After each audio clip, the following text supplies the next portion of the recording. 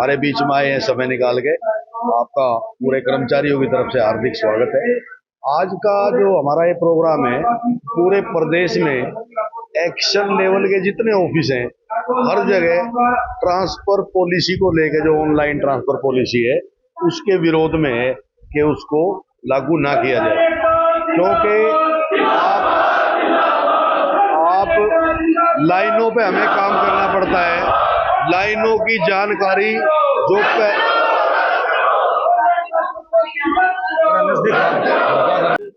इस बात की सबसे ज्यादा चिंता है कर्मचारी नेताओं ने कि एक लाइन अगर रामनगर में गई है और मॉडल टाउन में कोई फॉल्ट हो गया, तो जो मॉडल टाउन कंप्लेंट सेंटर पे जो कर्मचारी काम करता है, उसने वो बिजली ठीक करनी पड़ेगी। पुराने अनुभवी कर्मचारी को पता होता है कि कितनी लाइनें क्रॉस हैं, कहां से पॉइंट काट के बिजली ठीक की जाएगी।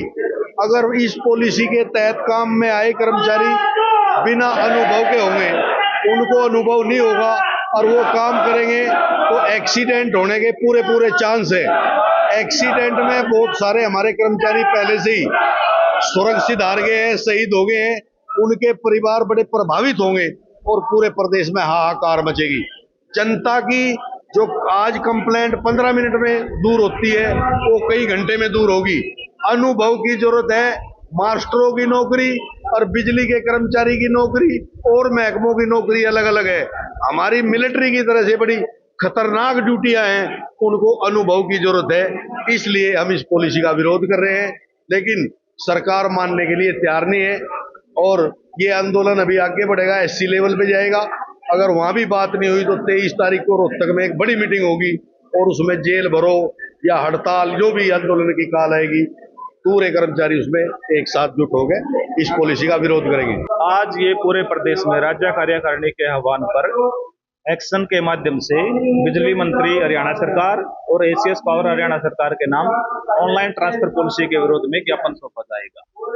क्योंकि बिजली का जो विभाग है एक टेक्निकल विभाग है, जिसमें काम करने के लिए अनुभव की आवश्यकता होती है। पूरे प्रदेश में बिजली की लाइनों का जाल बिछा हुआ है, उनको चलाने के लिए अनुभवी व्यक्ति की जरूरत होती है।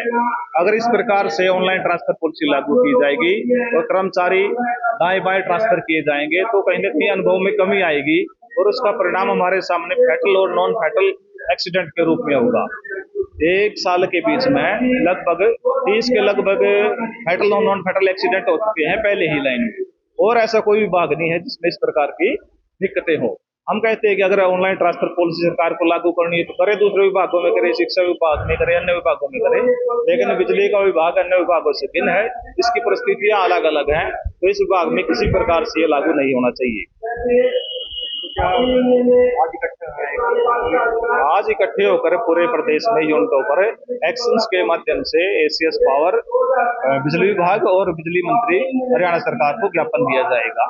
अगर इसके बाद भी सरकार इसको वापस नहीं लेती है, और 20 अगस्त को एससी के माध्यम से ज्ञापन बिजली मंत्री और हरियाणा सरकार के नाम सौंपा जाएगा।